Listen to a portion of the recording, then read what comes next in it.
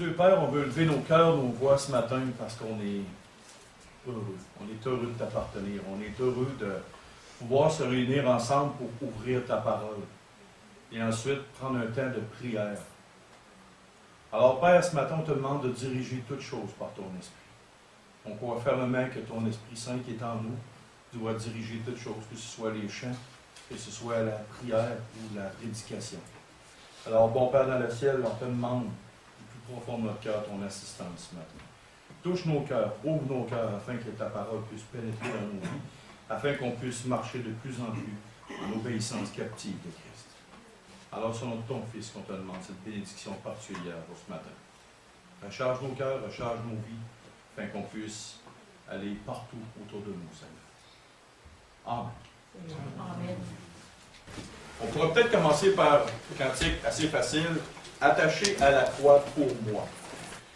Quel sauveur merveilleux je possède, il s'est sacrifié pour moi, et sa vie innocente il cède, pour mourir sur l'infâme croix, attaché à la croix pour moi, attaché à la croix pour moi, il a pris mon péché, il m'a délivré, attaché à la croix pour moi, il renonce un moment à son trône pour le plan rédempteur de Dieu, déposant pour moi sa couronne, un tel prix pour me rendre heureux, attaché à la croix pour moi, attaché à la croix pour moi, il a pris mon péché, il m'a délivré, attaché à la croix pour moi, méprisé, rejeté par les hommes, pour mes iniquités brisées, il me dit, vois combien je t'aime, et il meurt pour me racheter, attaché à la croix pour moi, attaché à la croix pour moi, il a pris mon péché, il m'a délivré, attaché à la croix pour moi, le salut accompli sur la terre, mon sauveur remonta au ciel, mais bientôt il va reparaître, mon bonheur sera éternel, attaché à la croix pour moi, attaché à la croix pour moi, il a pris mon péché, il m'a délivré, attaché à la croix pour moi. Genèse chapitre 12, versets 1 à 3 va être notre base pour le message d'aujourd'hui. Le titre du message ce matin, ça s'intitule « Ce qui retarde ou empêche les bénédictions de Dieu dans nos vies ». Ce qui retarde ou empêche les bénédictions de Dieu dans nos vies. Nous avons comme bénédictions, comme chrétiens, des bénédictions qui sont assurées, qu'ils sont inconditionnelles. le salut. C'est une bénédiction que nous allons au ciel sûr et certain. C'est non conditionnel. Exemple, si un parent dit à un enfant, si tu fais ta chambre, je vais te donner 2 biscuits. Ah, ça c'est conditionnel. Mais le parent qui dit à l'enfant, je t'aime de tout mon cœur, ça c'est inconditionnel. Ça vient avec la naissance. Le papa et la maman ils regardent l'enfant puis il devient en amour d'un coup. Ça c'est comme inconditionnel, ça arrive d'un coup. Ici, Abraham a reçu des bénédictions qu'on va lire tantôt. Mais maintenant, Abraham a eu des conditions, des bénédictions qui sont terrestres, des bénédictions qui sont non conditionnelles. Dieu avait décidé de lui donner ça, d'un coup comme ça. Mais, on va prendre aussi, dans la prédication, quelques personnages dans l'entourage d'Abraham. Et on va voir des aspects de leur vie qui fait que, oups, il y a eu quelque chose qui a comme breaké. Il aurait pu avoir une bénédiction, mais à cause de leur action, de leur passé, de leur façon de faire, ils ont été breakés dans cette bénédiction-là. Soit qu'ils ne l'ont pas eu du tout, soit qu'ils ont tout perdu, ou soit que ça l'a retardé. Et on va en faire une application spirituelle dans nos vies. Dans 1 Corinthiens 10 nous dit, pour ça de tourner, que les Écritures, l'Ancien Testament est écrit pour nous, pour notre exemple, pour nous montrer des choses. Si on n'a pas besoin de l'Ancien Testament, comme j'ai déjà dit, coupons la Bible en 2, laissons ça de côté, puis gardons juste le Nouveau Testament. Mais des choses qu'on ne comprendra pas à cause qu'on n'a pas l'Ancien Testament. OK, on va lire versets 1 à 3 pour voir les bénédictions qu'Abraham a reçues. Genèse 12, 1 à 3. L'Éternel dit à Abraham, va-t'en de ton pays, de ta patrie et de ta maison, de ton père, dans le pays que je te montrerai. Je ferai de toi une grande nation, première bénédiction. Et je te bénirai, deuxième. Je rendrai ton nom grand, troisième. Tu seras une source de bénédiction, quatrième. Je bénirai ceux qui te béniront, cinquième. Je maudirai ceux qui te maudiront, sixième. Toutes les familles de la terre seront bénies en toi. Pourquoi Dieu a donné 7 bénédictions à Abraham, pas 8, pas 12, pas 5? Pourquoi? Parce que le chiffre 7, dans toute la Bible, est le chiffre de la plénitude, la totalité de ce que Dieu veut donner à l'homme. Donc pour Abraham, le désir du cœur de Dieu, pour Abraham, dans cette époque-là, c'était de donner le maximum qu'un homme ne pouvait pas désirer avoir sur terre. Mais ça venait de Dieu directement. Donc Dieu savait qu'en donnant ça à Abraham, wow, il allait être comblé pour le moment, pour un futur un peu plus proche, et un futur très loin, qui n'a même pas idée jusqu'où ça peut aller. Bon, maintenant, on va voir quelques personnages, quelques gens qui étaient dans l'entourage d'Abraham. On va voir aussi Abraham, quelques aspects de sa vie. J'ai 10 points ce matin. Ce n'est pas tous les points qui retardent ou qui empêchent la bénédiction de Dieu. Il y en a plus, mais au moins vous allez avoir une bonne base. Comme je l'ai dit, le but de la prédication, ce n'est pas de faire une étude hyper en profondeur sur chaque sujet, mais c'est de donner un outil à quelqu'un pour commencer à travailler dans ce sens-là.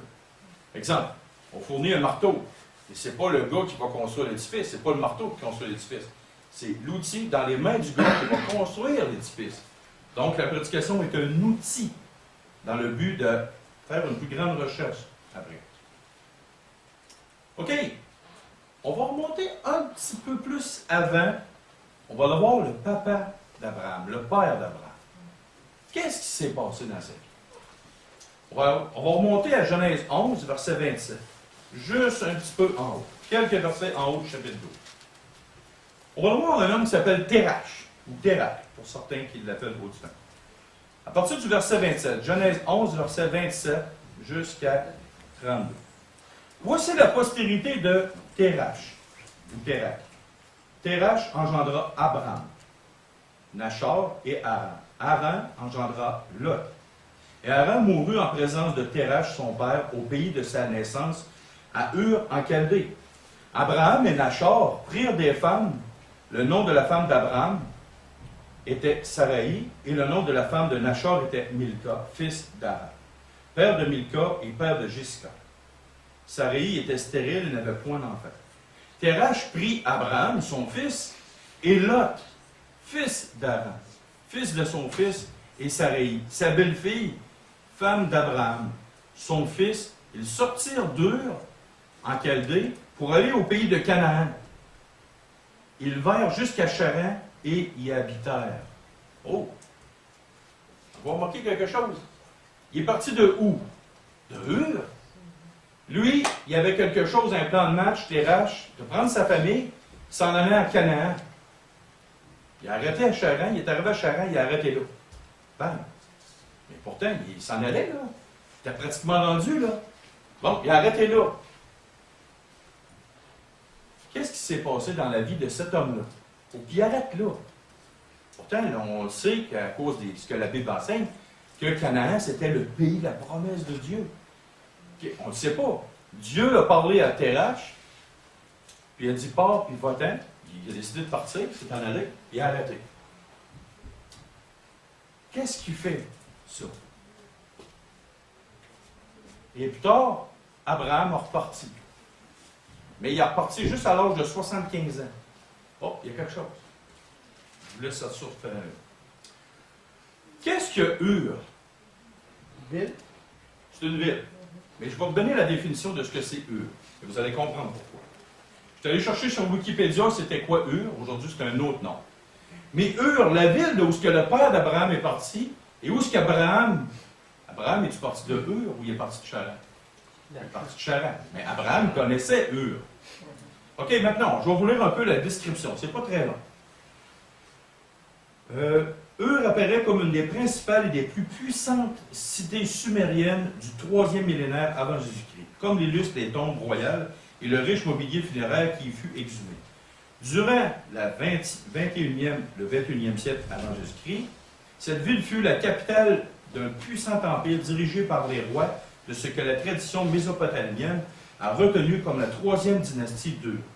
Ces derniers édifient des monuments remarquables dans le sanctuaire d'un grand dieu de la ville, le dieu Lune, appelé Nana en sumérien et Sin en acadien. Elle reste une ville importante au début du 2e millénaire avant Jésus-Christ, comme l'attestent les nombreuses découvertes de constructions et de tablettes cunéiformes effectuées pour cette période par les équipes archéologiques, dirigées par Léonard Woodley, qui explorèrent ces ruines entre 1922 et 1934. Ur demeure une cité assez importante en dépit d'un déclin marqué durant le 1er millénaire avant Jésus-Christ, avant son abandon vers le 3e siècle avant Jésus-Christ dans la ville. Ur des Chaldéens est présenté comme la ville d'origine du patriarche Abraham. Ça, c'est sur Wikipédia. On a une cité extraordinaire. Je suis allé voir les photos du temple, tout ça, qu'est-ce qu'il y avait là. C'est sûr qu'il est pas mal magané, là. Il a mangé une go avec les millénaires, comme on dit. Mais dans ce temps-là, c'était une ville splendide. Ils ont refait des constructions un peu qu'est-ce que ça pouvait avoir. Qu'est-ce que ça pouvait avoir. Un des premiers obstacles que j'ai remarqué dans la parole, c'est que les gens restent souvent attachés à une illusion. Je vous pose la question, qu'est-ce qui vous appartient sur Terre? Rien. Vous autres, vous le savez. Mais si je demande à quelqu'un qui ne connaît pas le Seigneur, qu'est-ce qui vous appartient? Ma maison, mon auto, mon compte de banque, mon chalet, mon bateau, mes enfants, ma femme, tout le monde appartient à tout le monde. Fait que voyez-vous, ici, un des pièges, un des premiers pièges qui nous empêche d'avoir une bénédiction, un des premiers pièges, c'est de rester attachés à ce que nous croyons que nous avons. C'est une illusion. Parce qu'en fait, rien ne nous appartient. Mais on est tellement pris, tellement coincés. Comme les hommes dans ce temps-là, Térache aurait pu rester attaché à Ur. Il y avait tout ce qu'il y avait, le confort, le luxe, tout. C'était une des villes les plus grandes, une des cités les plus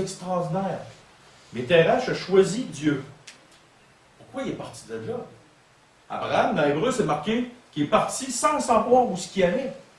Il est parti de Charan. Charan aussi, c'était un confort. Écoute, il avait le gros confort, tout ça.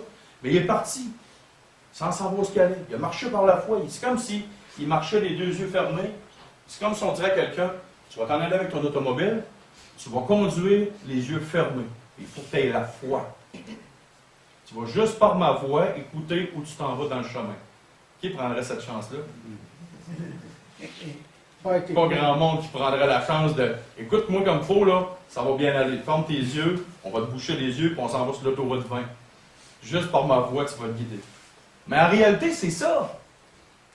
Il n'y a pas un fou qui embarquerait. Moi, je n'embarquerai pas vous autres si vous me diriez ça. Si vous autres, vous n'embarquez avec moi, merci beaucoup, mais moi, je n'embarquerai pas. Fait que la première des choses ce qui empêche la bénédiction de Dieu, c'est que nous marchons par la vue et non par la voix de Dieu qui est dans la parole de Dieu. Et non sur ce que l'Esprit Saint va nous parler. On se dit toujours, ouais, mais là, écoute, regarde, j'ai cette position-là, tu veux me faire en aller vers une chose que je ne connais pas. Souvent, on sent un inconfort. Abraham et Terach sont partis. Mais nous, dans notre côté, puis pourquoi j'ai parlé de eux? Parce que c'était vraiment le gros luxe. On était vraiment stationnaire, c'était bien. Pourquoi partir vers un pays où tu ne connais pas personne? Tu ne sais pas c'est quoi? Brice est parti de son Afrique natale. Tu savais-tu c'était quoi un peu le Canada? Pas du tout, hein? Par regrettes d'être ici. Pour la neige puis pour la grippe, oui. Mais pour le reste, on est gentil. Fait que voyez-vous, tu pars de ton pays, puis tu es vraiment, tu ne sais pas où tu t'en vas. Mais souvent, on vit dans un confort. On vit dans une boîte fermée, puis on ne veut pas sortir de notre zone de confort pour voir la bénédiction que Dieu pourrait nous donner. Premier obstacle. Une deuxième obstacle, on va le voir dans Genèse chapitre 18, versets 9 à 15. Genèse 18, on va le voir un personnage proche d'Abraham. Alors, ils lui dirent, où est Sarah? Oh, on est en présence de la Trinité. Dieu est là, la Trinité est là. On ne commencera pas à rentrer dans le contexte, mais on pourra en parler plus tard après la présentation. Les trois personnages sont là. Puis là, alors ils lui dirent, où est Sarah, ta femme? Il répondit, elle est là, dans la tente. L'un d'entre eux dit, je reviendrai vers toi à cette même époque. Et voici, Sarah, ta femme, aura un fils. Sarah écoutait à l'entrée de la tente qui était derrière lui. Abraham et Sarah étaient vieux, avancés en âge, et Sarah ne pouvait plus espérer avoir des enfants. Elle rit en elle-même en disant, maintenant que je suis vieille, aurais-je encore de désir? Mon Seigneur aussi est vieux. L'Éternel dit à Abraham, pourquoi donc Sarah a-t-elle ri? En disant, est-ce que vraiment j'aurai un enfant, moi qui suis vieille? Y a-t-il quelque chose qui soit étonnant de la part de l'Éternel? Au temps fixé, je reviendrai vers toi à cette même époque, et Sarah aura un fils. Sarah mentit en disant, je n'ai pas ri, car elle eut peur. Mais il dit, au contraire, tu as ri. Un deuxième problème qui empêche la bénédiction de Dieu dans la vie d'une personne, c'est en deux volets. Première des choses, mettre un doute sur ce que Dieu a dit. Première des choses. Dieu parle, et il parle par la parole de Dieu. Il parle par les circonstances d'une vie d'une personne. Et il parle aussi par les frères et sœurs qui sont spirituels. Pas n'importe qui, les frères et sœurs qui sont spirituels. Il parle par trois manières. Des fois d'autres choses, mais couramment, c'est ces choses-là. Quand Dieu parle à une personne, la première chose qui empêche la bénédiction, c'est le doute. On va tourner dans Jacques chapitre 1, versets 5 à 7. Qu'est-ce que c'est dit? Si quelqu'un d'entre vous manque de sagesse, qu'il la demande à Dieu, qui donne à tous simplement et sans reproche, et elle lui sera donnée. Mais qu'il la demande avec foi, sans douter, car celui qui doute est semblable au flot de la mer agité par le vent et poussé de côté et d'autre. Qu'un tel homme, ou ça peut être une telle femme, ne s'imagine pas qu'il recevra quelque chose du Seigneur. C'est un homme irrésolu, inconstant dans toutes ses voies. Et le doute est souvent accompagné d'une sœur qui s'appelle le manque de confiance. Moi, si je dis à ma fille, Jessica, papa il va toujours être là pour toi. J'ai jamais manqué à ma promesse. J'ai toujours été là pour elle. Un matin, elle arrive, elle est rendue à 18 ans, elle dit, papa, je commence à douter de toi. Ah, mais Jessica, j'ai toujours été là pour toi, gars. Il y a telle raison, telle preuve, tel fait accompli, tout ça dans ta vie que j'ai fait. Ah, le papa, là, je commence à douter de toi, là. Puis, en plus de ça, ben, je commence à te manquer de confiance. Qu'est-ce que vous diriez à ma fille? Voyons, Jessica, ça n'a pas de bon sens. Regarde, depuis que tu es tout petit, depuis que tu es venu au monde, ton père a toujours été là, toujours été un homme fidèle, il a toujours été droit, correct, honnête. Et là, tu arrives à 18 ans, tu manques de foi. Tu manques de foi en lui, tu manques de sa parole, puis en plus de ça, tu commences à plus lui faire confiance. Mais c'est exactement ça. C'est un manque de mettre en doute la parole de Dieu, mettre en doute Dieu ou ses capacités. Souvent, il y en a, j'ai entendu des gens prier. Seigneur, je voudrais que tu fasses ça, mais je ne suis pas sûr que tu vas être capable de le faire. J'ai déjà entendu ça. Malheureusement, j'ai carrément publiquement notre prière. Là, c'est sûr qu'on s'entend que c'était une personne qui était nouvelle dans le Seigneur. Et je me dis, si Dieu a créé l'univers et tout ce qu'on connaît en 6 jours de 24 heures, d'après moi, il est sûrement capable de s'occuper de ton petit problème. Parce que pour Dieu, c'est tout le temps des petits problèmes. N'oublions jamais une chose, que l'extrémité de l'homme, quand tu es sur le bord de tomber, c'est toujours une grande opportunité pour Dieu. Ça, je vous dis, j'ai testé les extrémités de moi, puis j'ai vu toujours les grandes opportunités que Dieu a faites dans ma vie. Deuxième chose, mettre en doute la parole de Dieu, ce que Dieu dit, et de ne pas lui faire confiance. Ça, c'est un autre piège qui empêche la bénédiction. OK, on va le voir maintenant dans Daniel chapitre 4. Un autre phénomène qui nous empêche, qu'on peut voir dans la vie d'une personne de l'Ancien Testament. Daniel, c'est après les psaumes et les proverbes, après les 3 grands prophètes, tout après. C'est comme l'ami des 4 grands prophètes. Il y a un homme qui parle. Toutes ces choses se sont accomplies sur le roi Nebuchadnezzar.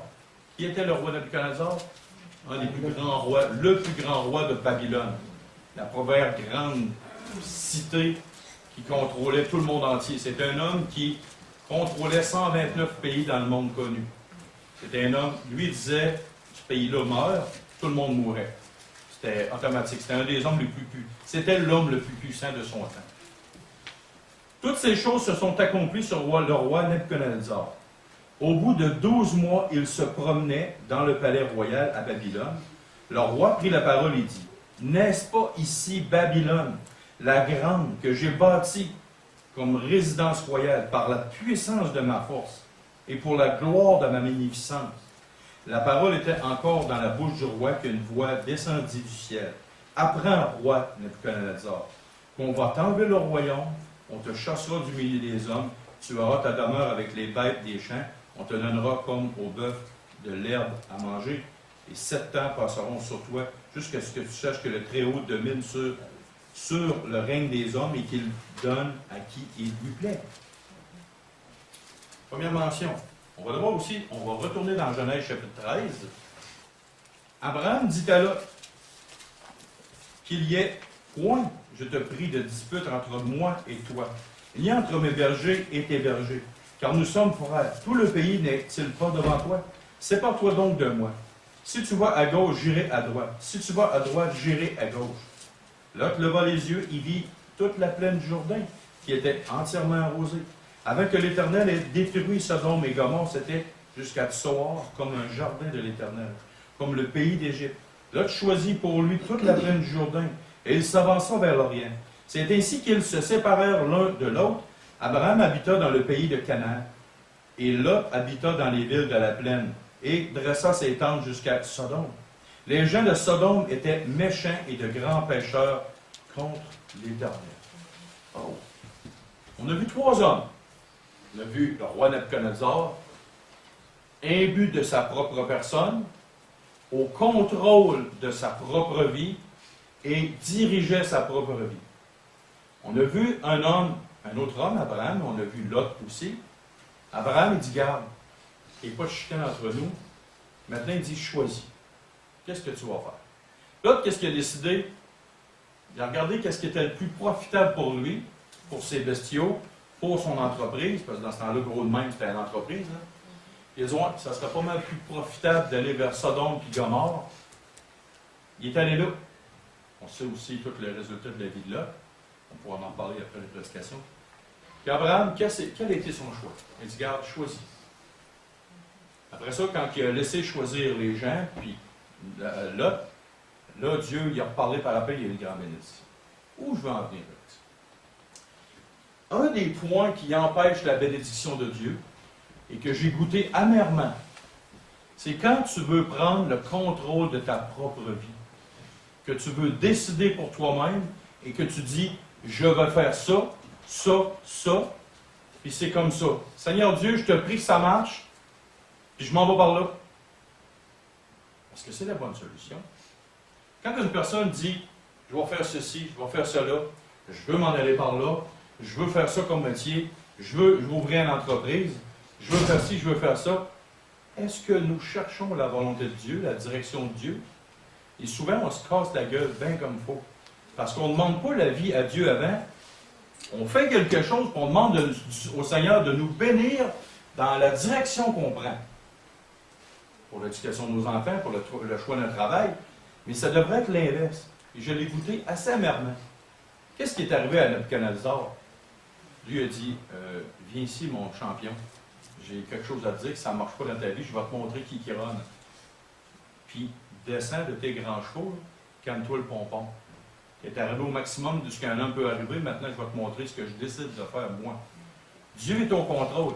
Pour un bout, il va nous laisser aller. À un moment donné, quand Dieu met son pied à terre dans nos vies, oh, ça vient de finir là. Puis moi-même, je l'ai goûté amèrement. Je m'en allais, go, on s'en va par là, go, on s'en va par là. Et qu'est-ce qui est arrivé? Ben, je me suis fait serrer à vis. Pour plusieurs aspects. Là, j'ai commencé à comprendre, à dire, ouais, OK, il faudrait que je m'arrête. Puis je dis, Seigneur, c'est-tu ta volonté que ça soit comme ça, comme ça, comme ça pour moi dans ma vie? Ah, je me suis évité pas mal des coups. Parce que j'ai consulté Dieu avant d'aller par là. Avant, j'allais par là, puis je disais à Dieu, suis-moi, puis n'oublie pas de me bénir. Mais c'est l'inverse que j'aurais dû faire. Mais c'est ça. Ça, c'est un autre point qui retarde ou empêche la bénédiction de Dieu. Parce que je suis allé avant, j'ai dit à Dieu de me suivre. Au lieu de dire, Seigneur, prends donc la première place, puis c'est quoi, où tu veux que j'aille? Qu'est-ce que tu veux que je fasse? Qu'est-ce que tu veux qui se passe dans ma vie pour ça? Ça, c'est un autre point. OK. On va le voir, Genèse 11, 31. Regardez bien. On va lire 4 textes, 4 courts textes. On va essayer de trouver, tu sais, comme quand on est petit, on a des jeux d'association, des grenouilles et des grenouilles. On va essayer, dans ces 4 groupes-là de versets, de savoir qu'est-ce qui cloche, qu'est-ce qui accroche. On va le voir ça ensemble. Genèse chapitre 11, verset 31. Qu'est-ce que c'est dit?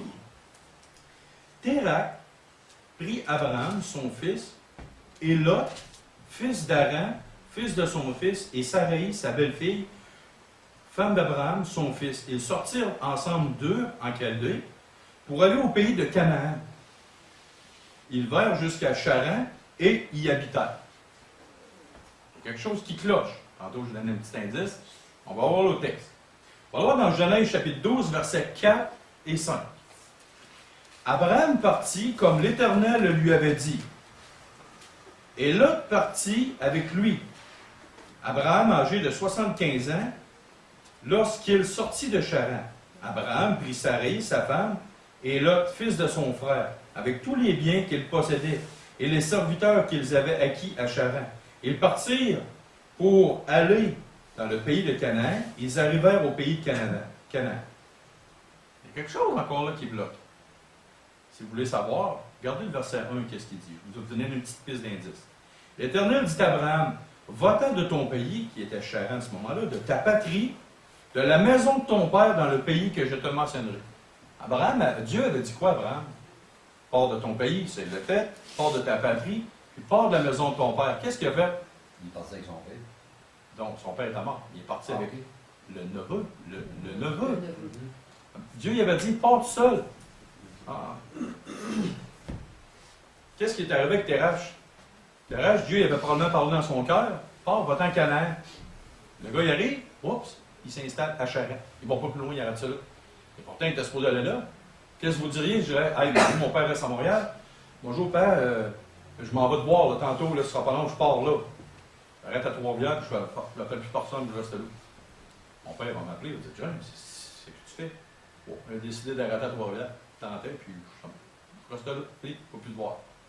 Tout le monde me dirait, voyons, John, ton but premier, c'était là, parce qu'il y avait un but ultime, c'était d'aller voir ton père. On va voir un autre texte. Genèse chapitre 13, versets 5 à 9. Genèse chapitre 13, versets 5 à 9.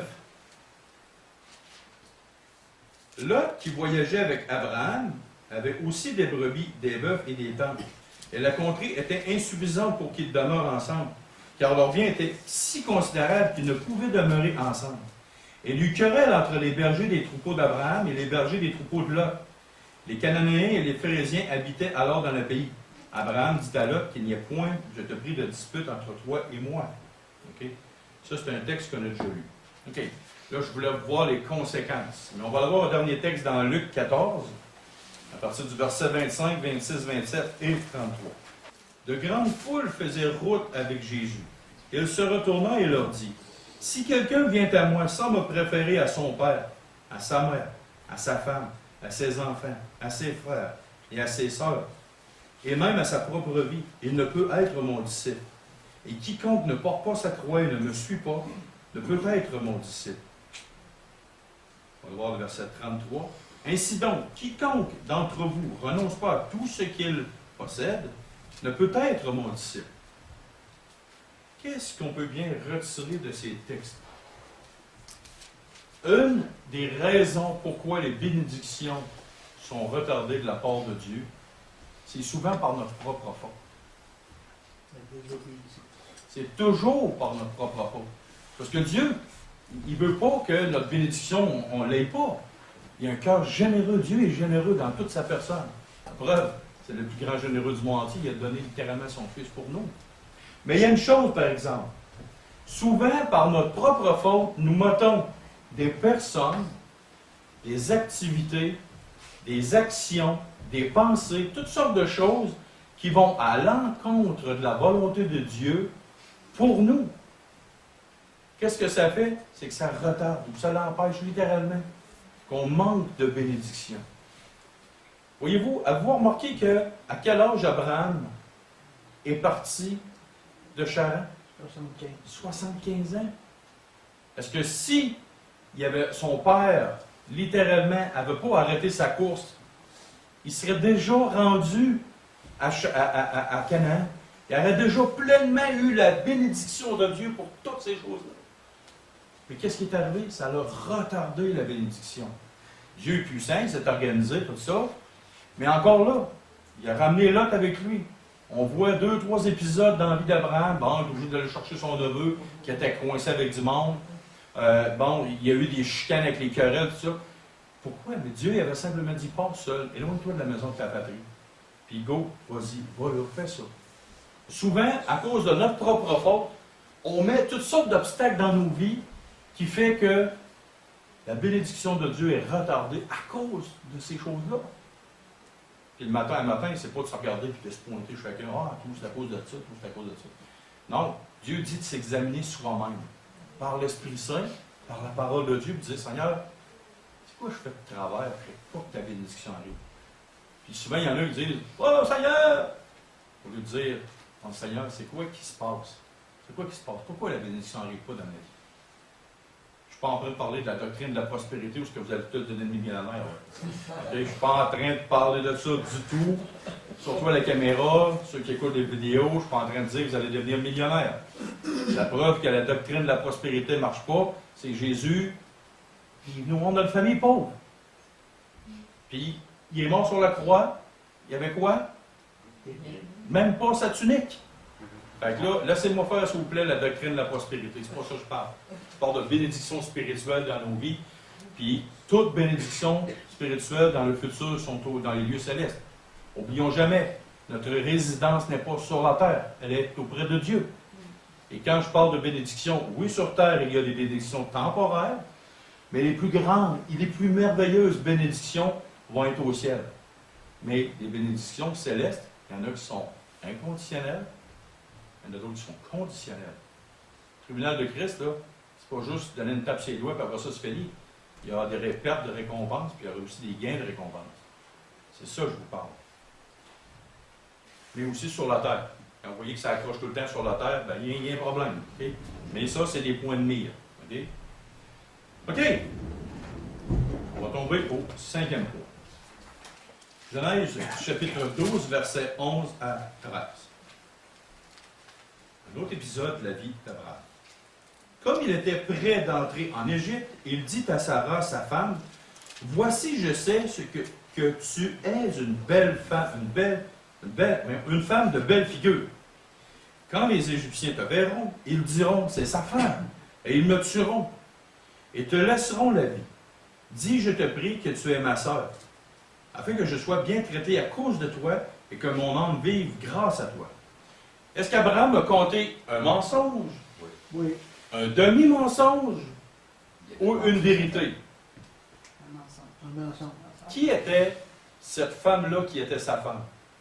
Est-ce que c'était sa sœur? Est-ce que c'était sa demi-sœur?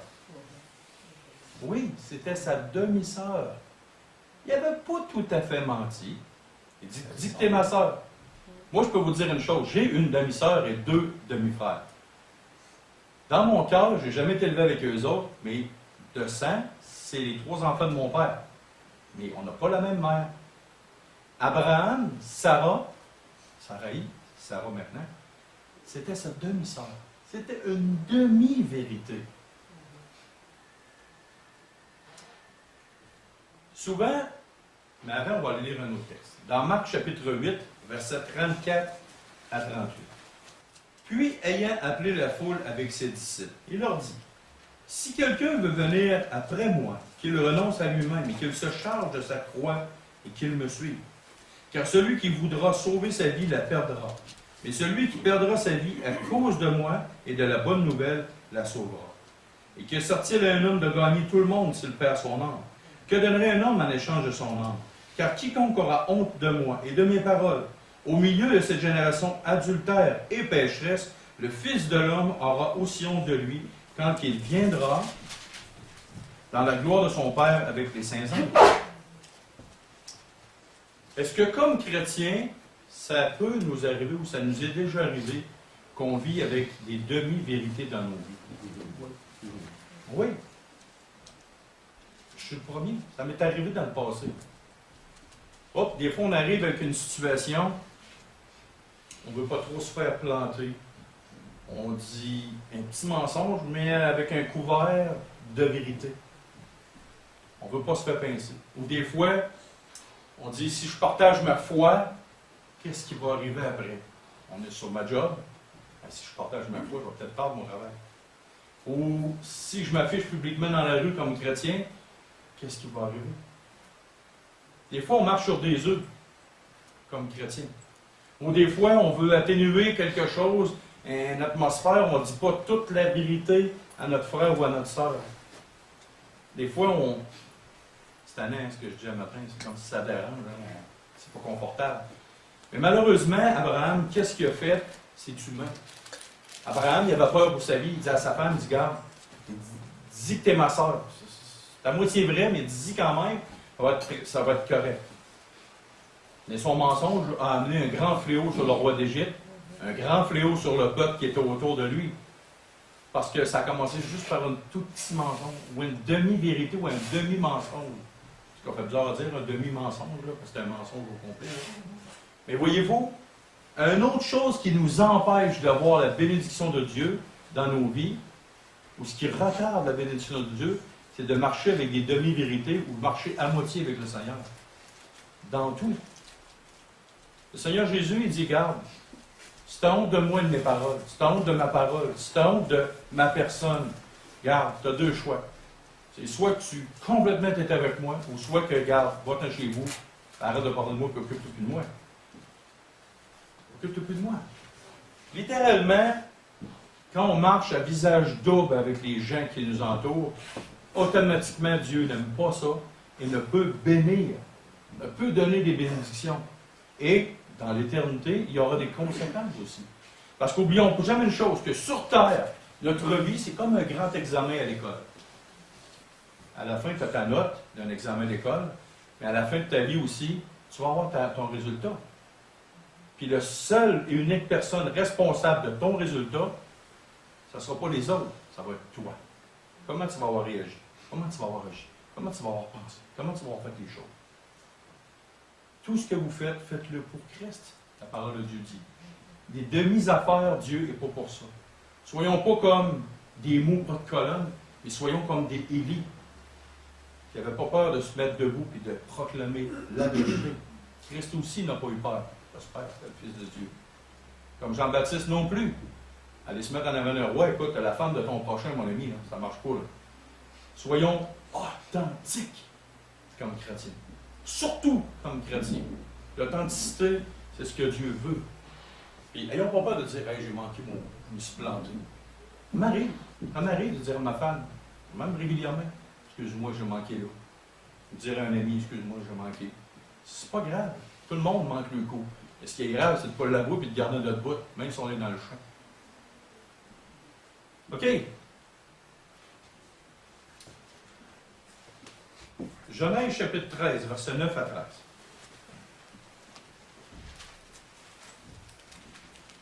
On ne le relira pas, mais vous allez, parce qu'on l'a déjà lu au moins 2 fois. Qu'est-ce qui est arrivé? On a 2 personnages. On a Abraham, on a Lot. Qu'est-ce que Lot a choisi? Il a choisi ce qui était profitable pour lui, a choisi les choses du monde. Il a vu ce qui pouvait être 1000 fois plus profitable pour lui, selon son opinion. Il a vu, bon, OK, j'ai beaucoup de bétail, beaucoup de troupeaux. Là-bas, il va y avoir du gazon, du foin gras. C'était comme un jardin de Dieu.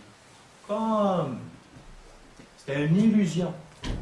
Si je te dis, hey, Jessica, là, elle est comme son père. C'est pas Jessica, c'est pas comme moi. Il y a des similitudes, mais c'est pas moi. Mais c'est ça qui est arrivé. Verset 11. Lot choisit pour lui toute la plaine du Jourdain et il s'avança vers l'Orient. C'est écrit ainsi qu'ils se séparèrent l'un de l'autre. OK? Abraham habita dans le pays de Canaan et Lot habita dans les villes. Et là, au verset 14, qu'est-ce qui est marqué? L'Éternel dit à Abraham, après que Lot se fut séparé de lui, lève les yeux, et du lieu où tu es, regarde vers le nord et le midi, vers l'Orient et l'Occident, car tout le pays que tu vois, je te le donnerai à toi. Hey, c'est pas juste une plaine. Lot a choisi, par ses propres moyens, quelque chose qu'il voyait là, immédiatement. Abraham, il a fait confiance à Dieu. Dieu se servira de bord, il a dit, OK, Abraham, viens avec moi, là, maintenant, je vais te montrer ce qu'il y avait. L'autre bord de la porte. Ouvre la porte. C'est pas rien qu'une plaine que tu vas avoir, c'est un pays au complet. C'est le pays au complet que tu vas avoir, mon ami. Regarde, promène-toi partout, là, juste partout où tu voudras. Ça, c'est à toi. Parce que Abraham a choisi spirituellement ce qu'il ne voyait pas. Dieu a fait confiance en lui. Et Lot, lui, a choisi lui-même son avenir, ses affaires. Il a choisi les choses du monde.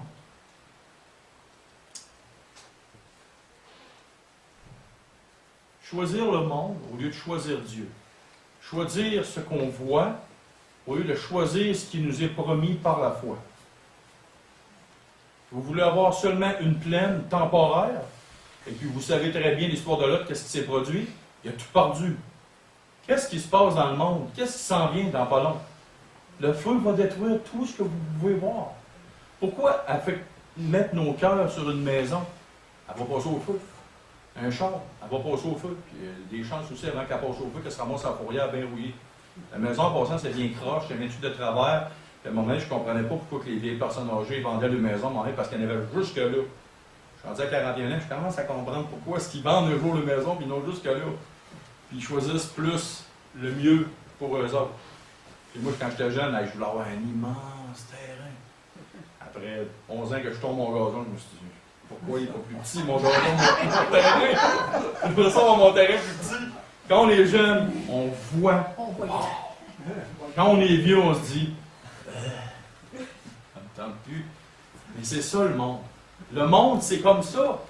Si je vous dirais, investissez dans une chaudière de cendre. 1 million. 1 milliard. Le monde, vous êtes complètement fou. Ben, c'est ça. Investissez dans le monde, vous investissez dans une future chaudière de cendre. Il n'y a plus rien qui va rester. Puis au lieu juste d'avoir une plaine comme ça, là, une petite maison, une petite cabane, tout ça, vous allez régner sur des villes avec Christ.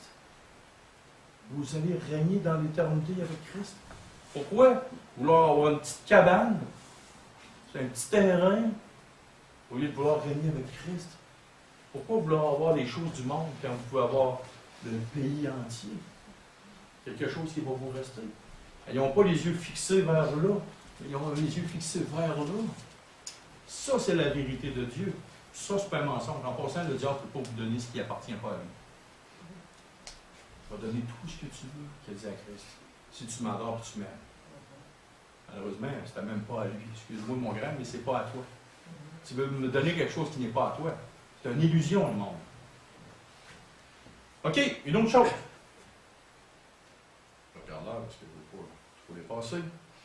Genèse chapitre 12, versets 7 et 8.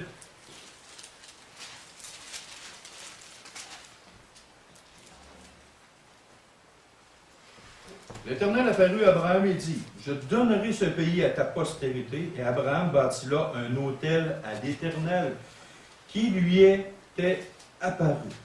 Abraham a bâti un autel. On va le voir dans Genèse 13, verset 18. Genèse 13, verset 18. Abraham leva ses tentes et vint habiter parmi les chênes de Mamré, qui sont près d'Hébron. Et il bâtit là un autel à l'Éternel. C'est quoi le rapport entre les deux versets? Non? Auquel? OK. Abraham a bâti plusieurs fois des autels. À toutes les fois qu'il s'en allait d'une place, que Dieu y apparaissait, hop, il bâtissait un autel. Pourquoi Abraham bâtissait un autel? C'est une forme d'appréciation, de reconnaissance, de remerciement à l'Éternel. Bon, maintenant, un des points qui empêche malheureusement la bénédiction de Dieu, c'est de penser que Dieu est obligé de nous bénir parce que nous sommes son enfant et de ne pas être reconnaissant envers Dieu pour ce qu'on a déjà reçu. Qui a dit dans la parole qu'on était obligé d'avoir des bénédictions parce qu'on est chrétien? Où est-ce que c'est marqué ça dans la parole? Ah oui, il y a un verset qui dit Dieu est obligé de te bénir parce que tu es maintenant son enfant. J'ai jamais vu ça dans la Bible. On s'attend en Amérique du Nord à ce qu'on marche pour Dieu, puis que Dieu est obligé, je veux les exige. Ma femme, des fois, m'agace comme ça. Elle dit, je veux les exige. Je la regarde, ah ouais, mon ami. Ah ok, mon amour. Je veux les exige. Mais malheureusement, il y a beaucoup d'enfants de Dieu qui ont ça comme perspective. Ils veulent et exigent, et ils s'attendent de la part de Dieu qu'ils soient bénis de Dieu. Faut que tu me bénisses, parce que regarde comment je t'ai servi. Regarde comment j'ai marché pour toi. Alors voyons, Seigneur, comment ça que mon enfant est malade? Tu es supposé de me garantir la santé. Tu es supposé de me garantir un salaire convenable, une belle retraite, des belles maisons, du beau linge. Jésus n'a jamais dit ça aux gens. Puis en plus de s'attendre à ce que Dieu soit obligé de te bénir, quand les gens ont ce qu'ils ont, ils ne regardent pas à ce qu'ils ont. Ils regardent toujours à ce qu'ils veulent avoir de plus. Et ne sont pas reconnaissants. Abraham, Dieu faisait juste lui parler dans son cœur. Oups, il bâtissait un autel à l'Éternel. Il était reconnaissant. Il avait un profond respect pour Dieu. Puis sa parole. Il n'y avait pas de Bible qu'à tous les jours, vous pouvez aller voir. Là. Il y avait juste le souvenir et l'impression profonde dans son cœur que Dieu lui avait dit quelque chose. Puis il était totalement reconnaissant. Totalement reconnaissant. Job aussi, malgré qu'il a perdu tout ce qu'il avait, ses enfants, sa fortune, tout ça, il était reconnaissant. Jamais Job a parlé en mal de Dieu. Jamais pour rien, aucune circonstance. Donc c'est la même chose. Et en plus, Christ a dit une chose. Lorsque tu vas avoir fait ta job, ton travail, dis-toi dans ton cœur, serviteur inutile. Je devais faire ce que j'avais à faire. Point final. Juste le fait d'avoir la vie éternelle, ça devrait être assez pour fonctionner pour toi. Juste ça. Pense-y. Pour l'éternité, tu vas être au pied du Seigneur Jésus. Regardez la femme qui disait à Jésus, écoute, regarde, elle parlait, puis à un moment donné, elle dit, juste les miettes de pain, je vais m'en rassasier. Elle, cette femme-là, elle se disait, ah, si je peux juste avoir un petit peu de bénédiction de Dieu, je vais être, wow, extraordinaire. C'est pourquoi nous, comme Nord-Américains, ou comme pays industrialisé, on s'attend absolument à avoir une bénédiction de Dieu. C'est pas la parole, ça. Ça, c'est une fausseté du diable, littéralement. OK. Genèse chapitre 12, verset 10. Il reste 2 points après ça. Ils ne sont pas très longs. Genèse chapitre 12, verset 10. Il y eut toute une famine, pas toute une, mais il y eut une famine dans le pays et Abraham descendit en Égypte pour y séjourner, car la famine était grande dans le pays. OK? Abraham était dans un pays où coule le lait et le miel. Il y a eu une famine. Qu'est-ce qu'Abraham a fait? Il a fait un faux pas. Il dit, bon, OK. Dieu m'avait dit que je vais faire de toi une grande nation. Il n'avait pas de mourir de faim. Dieu il avait dit, je vais te bénir. Ben, mon ami, il me manque de tout. Après ça, Dieu il avait dit, je vais rendre ton nom grand. Ah, mais là, si on crève de faim, toute la gang, le nom va s'arrêter entre 2 cailloux, puis je vais être mort là. Après ça, il dit, tu vas être une source de bénédiction. Mon ami, je suis rendu pauvre, ça n'a pas de sens. Je regarde, tout le monde t'arrête de crever de faim autour de moi. Dieu il avait dit, je vais bénir ceux qui te béniront. Mon ami, il n'y a personne qui peut me bénir. Tout le monde est en train de mourir de faim comme moi. On est tous dans le même galier. On est tous dans la même chaudière. Ça ne marche pas. Puis là, après ça, il dit, je vais maudire ceux qui te maudiront. Mon ami, ils n'ont même plus à force. Ils sont en train de mourir de faim. Ils n'ont même pas à force de me maudire. Puis là, il dit, toutes les nations de la terre sont bénies en toi. Mon ami, on ne va pas cher la livre, mon affaire. En fin de compte, en réalité, les 7 bénédictions que Dieu lui avait dit qu'il donnerait, Abraham a carrément mis ça de côté, puis il a dit, ouais, je vais me tourner vers l'Égypte pour manger, pour ma subsistance, pour mes choses. Un des problèmes qu'on a, c'est quand il arrive une épreuve, c'est comme si la Bible prenait le pas. C'est comme si les promesses de Dieu, d'être là, d'être avec toi, oups, ils s'éclipsent. Ils sont plus là. Je vais aller chercher ce que j'ai de besoin dans le monde. Je vais aller voir tous les psychologues qu'il y a, mais pas Dieu. Parce que Dieu, écoute, regarde, je suis supposé d'être béni. Je vais aller voir tous les travailleurs sociaux, je vais aller voir toutes sortes de ressources. C'est pas mal de prendre des ressources humaines. OK, on s'entend. Si tu as faim, ben, va à l'épicerie. Là. On s'entend que la bénédiction, celui qui met la nourriture dans l'épicerie, c'est Dieu. Là. OK? Mais Dieu a permis qu'il y ait des épiceries. On s'entend, on n'est pas fou, là. Moi, je suis le genre de gars qui doit avoir une foi intelligente.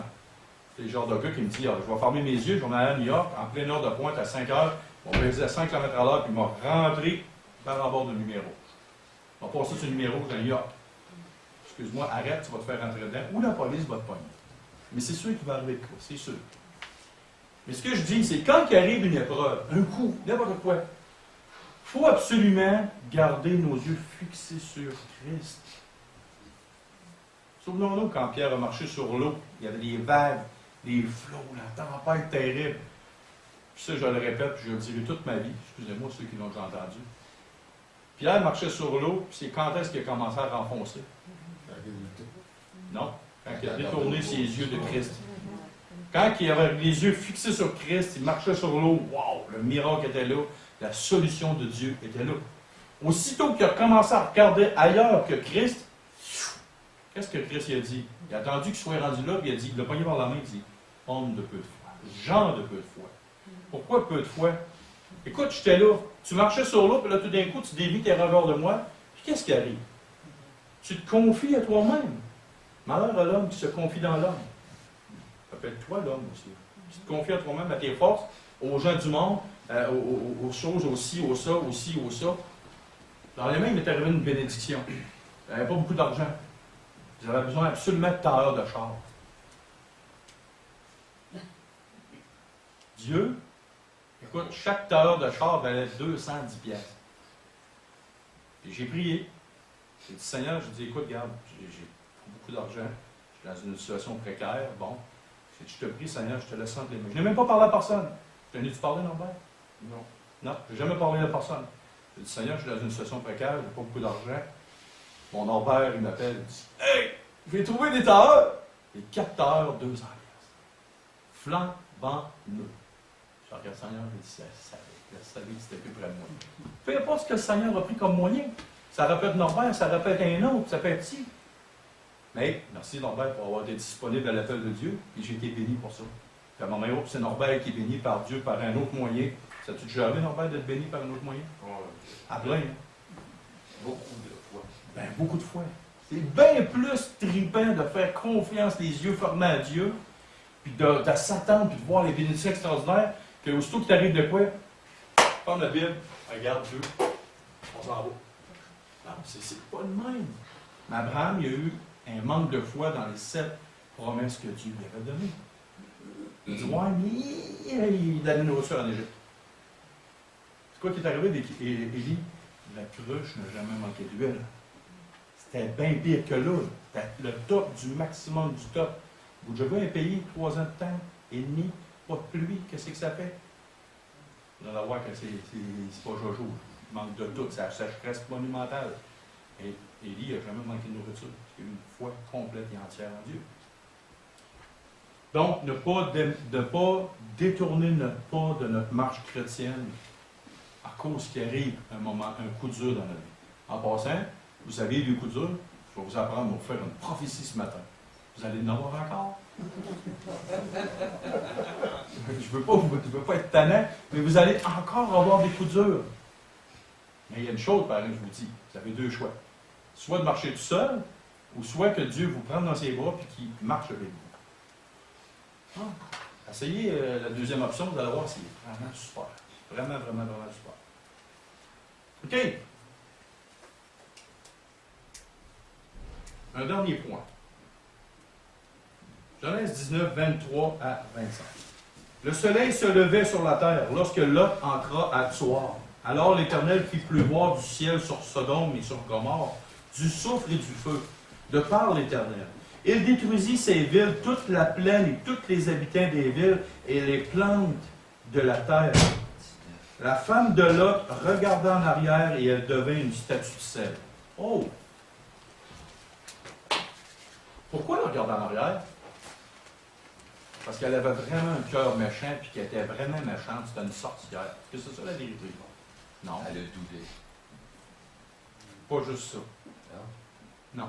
C'est pas son doute le problème. Elle a regardé à sa vie passée. Elle a regardé à ce qu'elle avait perdu, ou ce qu'elle était supposée en train de perdre. Un des gros problèmes que nous avons, c'est que quand nous appartenons à Christ, des fois on a une tendance à... Ouais, dans mon ancienne vie, c'était facile dans ce temps-là. Oh, je manque d'argent, puis moi, si je suis un ancien criminel, je regarde à mon ancienne vie, peut-être faire pousser du pot, ça serait pas pire, ça serait payant, il me semble que j'aurais plus de problème d'argent. Ou si je suis un ancien voleur, ou bien si je suis un ancien fraudeur, ou bien si je... Tu sais, des affaires faciles dans notre ancienne vie, mais souvent, on a une tendance à dire, à regarder dans notre ancienne vie. Ou quand ça va mal avec notre mari ou notre femme, peut-être qu'on pourra faire la même affaire que le monde font dans le monde. Pas mieux, je pourrais quitter mon mari ou ma femme. Regarder dans notre ancienne vie comment ça marchait et désirer retourner. C'est ça que la femme de Lot, elle a fait. Elle a eu le désir de regarder ce qu'elle avait perdu ou ce qu'elle est en train de perdre. Dans son cas, c'était en train de perdre. Voyez-vous, un des grands dangers de ne pas être béni par Dieu, c'est d'avoir un regard qui regarde à notre ancienne vie. Puis de dire, il me semble que j'étais mieux avant que là. Ça, c'est un des plus grands pièges. De dire, comme M. Lacasse a enseigné, en Psaume 73, je regardais les inconvertis, puis mon pied allait glisser. Et à la fin du psaume, qu'est-ce qu'il disait? Il disait, regarde, il dit, j'ai considéré leur fin. C'était quoi la fin de l'homme qui ne se confie pas en Dieu? C'était fini pour eux autres. Il ne veut plus rien. La mort éternelle aussi. Nous, on sait que c'est la mort éternelle. Donc, de dire, je vais retourner dans mon ancienne vie, abandonner Christ, c'est un très, très, très grand piège. Prions.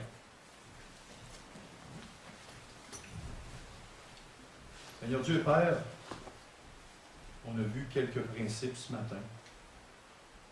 Quelques principes dans la vie de certaines personnes, des événements, des choses, des pensées qui s'est produit.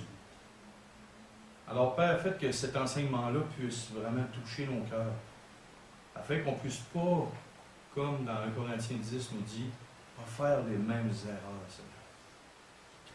Mais donne-nous d'avoir un cœur qui marche selon ta volonté, un cœur soumis à ta parole, un cœur qui veut vraiment te plaire, un cœur qui est obéissant. Parce qu'on sait que si on se soumet, qu'on est obéissant, qu'on vraiment qu'on place ta parole dans nos vies en premier lieu, qu'on a une foi qui déplace les montagnes, Seigneur Dieu, alors la bénédiction va être grande. Et puis dans l'éternité, on va avoir tellement de bénédictions parce qu'on aura été obéissant, Seigneur. Rappelle-nous de bâtir sur un fondement solide qui est Christ, de bâtir nos vies, notre vie d'Église, notre vie complète avec des pierres précieuses, de l'or, de l'argent. Et non sur le bois, le chaume, des choses qui vont brûler et qui n'auront aucune valeur devant toi. Alors, comme le psaume 90 nous dit, enseigne-nous à bien compter nos jours, afin qu'on puisse appliquer nos vies à quelque chose de bien important. Et toi, Seigneur. Aussi, on veut te prier, Père, pour les offrandes ce matin. On te demande que ces offrandes-là soient, en premier, une grande bénédiction pour les saints, les croyants. Comme ta parole nous enseigne, c'est une offrande pour que l'avancement de ton royaume puisse avoir lieu. Mais elle passe en premier lieu pour le secours des saints. Alors, Père, mets ta main bénissante sur cet argent, fais-le fructifier. Fait qu'aussi ces administrateurs, c'est-à-dire nous, puissent vraiment l'utiliser à bon escient, avoir un cœur, une conscience propre et pure devant toi. Au nom de ton Fils Jésus, qu'on te prie pour ces choses. Amen. Amen.